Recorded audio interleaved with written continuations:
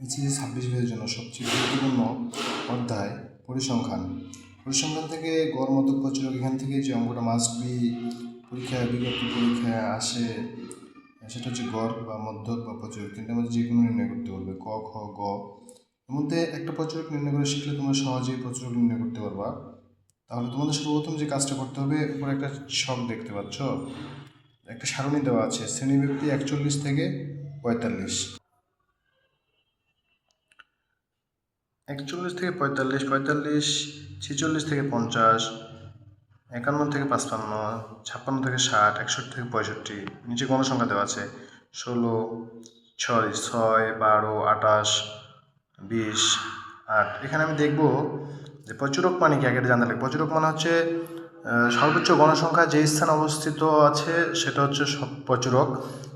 প্রচুরক এখানে যেমন 28, এখানে সর্বোচ্চ প্রচুরক সীমা হচ্ছে 28, আর শ্রেণীব্যক্তি হচ্ছে 51 থেকে 55। তাহলে এখানে সবচেয়ে বেশি গণসংখ্যা আছে 28, প্রচুরক শ্রেণীব্যক্তি 51 থেকে 55, তাহলে 51 থেকে 55।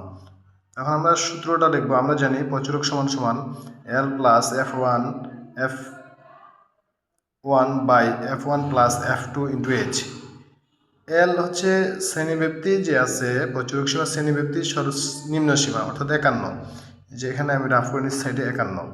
তারপরে F1 হচ্ছে 28, যে সর্বোচ্চ প্রচুরক গণসংখ্যা যেখানে, তার থেকে পূর্বের সংখ্যা বিয়োগ করলে যে বিয়োগফলটা আসবে সেটা হচ্ছে F1 এর মান। এই যে F1 এর মান, তাহলে আমি 28 থেকে যদি 12 বিয়োগ করি তাহলে আমি যেটা পাবো সেটা হচ্ছে 16 হচ্ছে আমাদের কিসের মান, F1 এর মান। আর F2 এর মান হচ্ছে শ্রেণীব্যক্তি যে গণসংখ্যার যে সর্বোচ্চ সীমা আছে অর্থাৎ 28 থেকে পরবর্তীটা 20, বিয়োগ করলে পাবো F2 এর মান। F2 এর মান আমি অবশ্য লিখে দিয়েছি, তোমরা একটু ব্রেন খাটালেই সহজে শিখে যাবা।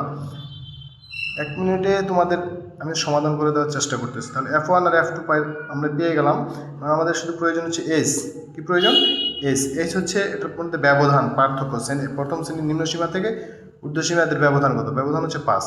এখন আমরা জানি L plus F1 by F1 plus F2 into H। মান বসাই দিলাম, L এর মান 51 প্লাস F1 এর মান 16 বসাই দিলাম, by F1 plus F2 16 by 8 plus 8 into 5। এরপর আমি ক্যালকুলেশন করবো, এটা যোগ করবো 24, 16 ক্যালকুলেশন করে যেটা পাবো যোগ করে দিলাম, 5 থাকলো, এটা ভাগ করলাম, ভাগ করার পর যেটা আসলো 0.66 ইন্টু 5 গুণ করবো, গুণ করার পর যেটা গুণফল আসবে তার সাথে আমি এই 51 যোগ করে দেবো। এখানে যোগ আছে, তাহলে আমি এটার সাথে ভাগফল যেটা পাইলাম, ভাগফলের সাথে 5 গুণ করবো, গুণ করার পরে গুণফল যেটা আসবে তার সাথে আমি 51 যোগ করে দিব।